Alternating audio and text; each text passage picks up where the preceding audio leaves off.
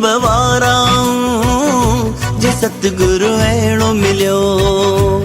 खुली आहे किस्मत जे गुरु अहिड़ो मिलियो। नसीब वारा जे सतगुरु अहिड़ो मिलियो। खुली आहे किस्मत जे गुरु अहिड़ो मिलियो। पग पग ते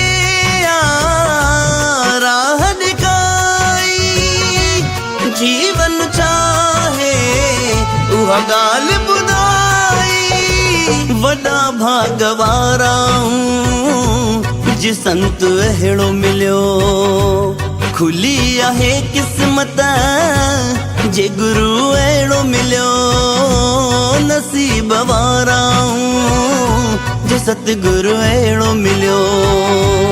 खुली आहे किस्मत जे गुरु अहिड़ो मिलियो।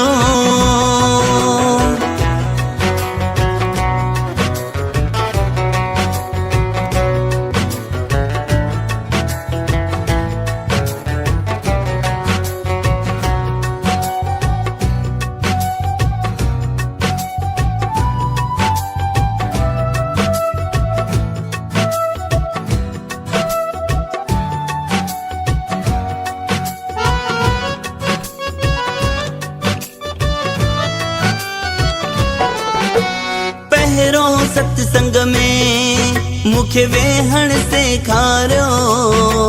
पोइ सत्संग सां मुंहिंजे हृदय खे ठारियो। छाया छाना मूंखे सतगुर सम्झायो। सही ग़लत छा है मूंखे अंतर सेखारियो। छा में आहे मुंहिंजी भलाई जीवन छाहे उहा ॻाल्हि ॿुधाई। वॾा भाग वारा जे संत अहिड़ो मिलियो। खुली आहे किस्मत जे गुरु अहिड़ो मिलियो। नसीब वारा जे सतगुरु अहिड़ो मिलियो। खुली आहे किस्मत जे गुरु अहिड़ो मिलियो।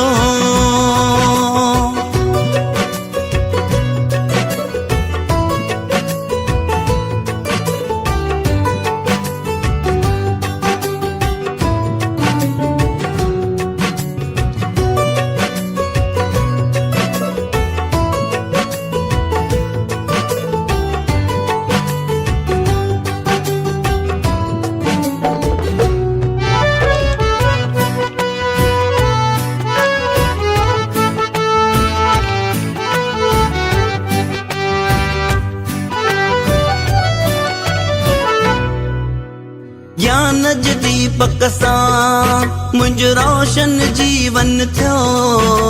शेवा जे ॾस सां मुंहिंजो पवित्र तन मन थियो।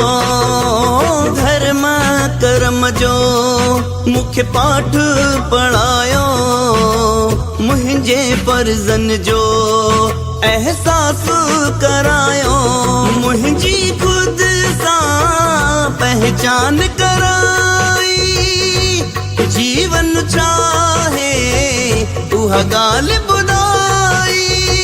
वॾा भाग वारा जे सतगुरु अहिड़ो मिलियो। खुली आहे किस्मत जे गुरु अहिड़ो मिलियो। नसीब वारा जे सतगुरु अहिड़ो मिलियो। खुली आहे किस्मत जे गुरु अहिड़ो मिलियो।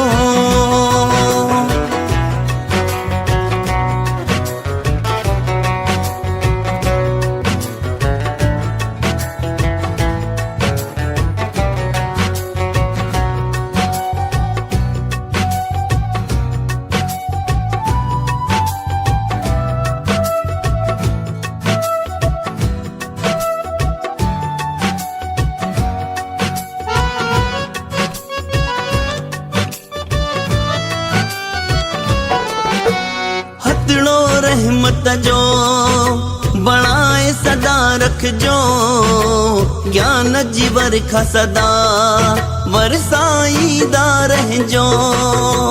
सिखिया जीवन में सतगुर ॾींदा रहिजो।